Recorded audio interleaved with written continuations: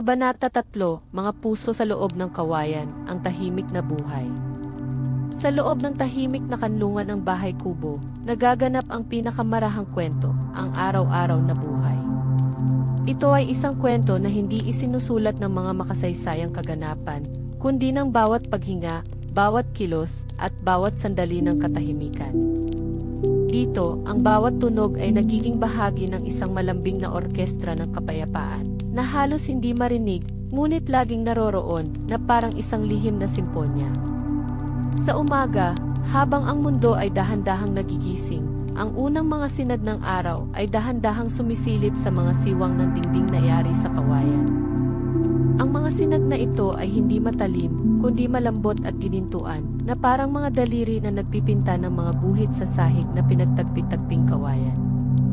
Ang bawat sinag ay nagdadala ng sariling init at liwanag, na nagpapakita ng mga maliit na butil ng alikabok na tila sumasayaw sa hangin, isang malumanay na paalala ng pagdaan ng oras at ng mga kwento na naganap. Ang hangin ay dahan-dahang gumagapang sa loob, na nagdadala ng sariwang halimuyak ng lupa na nabasa ng hamog, ng sariwang dahon ng saging, at ng nalalapit na aroma ng isang bagong araw na dahan-dahang nagbubukas. Ang tunog ng tubig na dahan-dahang ibinubuhos mula sa isang tapayan patungo sa isang banga ay bumubulong ng pangako ng isang bagong araw. Isang tunog na kasing payapa ng isang malalim na paghinga na nagdadala ng kapayapaan. Walang pagmamadali sa mga galaw ng umaga. Ang bawat kilos ay may layunin, may sariling ritmo, na parang isang sayaw na hindi nakikita, isang meditasyon ng araw-araw na gawain. Ang init ng apoy sa kusina, na karaniwang nasa labas o bahagyang nakahiwalay upang panatilihing malamig ang loob ng kubo, ay nagpapalabas ng mahinang usok na dahan-dahang umaakyat sa kalangitan, na parang isang panalangin na sumasabay sa hangin.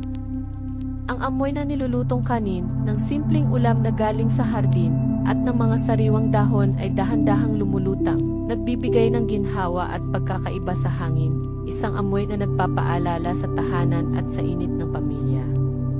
Ang mga kamay ay dahan-dahang gumagalaw, naghahanda ng pagkain ng may pag-iingat, naglilinis ng mga kasangkapan ng may pasensya. Lahat ay nasa isang patuloy at kalmadong paggalaw, na parang isang ritual na isinasagawa ng buong puso. Sa hapon, habang ang araw ay dahan-dahang lumalayo, at ang mga anino ay humahaba, na nagpipinta ng mahabang anino sa sahig at dingding, nagbabago ang ambience. Ito ang oras para sa pagpapahinga, para sa mga tahimik na pagmumuni-muni, kung saan ang mga salita ay hindi kailangan. Ang tunog ng mga dahon ng niyog na umiindayog sa ihip ng hangin ay nagsisilbing isang lulabi, isang awit ng kapayapaan na dahan-dahang nagpapahimbing.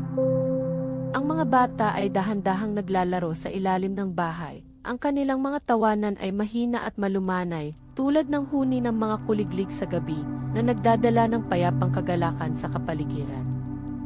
Ang banig sa sahig ay nagiging isang kanlungan ng kapayapaan, kung saan ang mga kwento ay binubulong sa mahinang boses, at ang mga pangarap ay pinag-uusapan sa pagitan ng mga pamilya, bago ang mahimbing na pagtulog na naghihintay.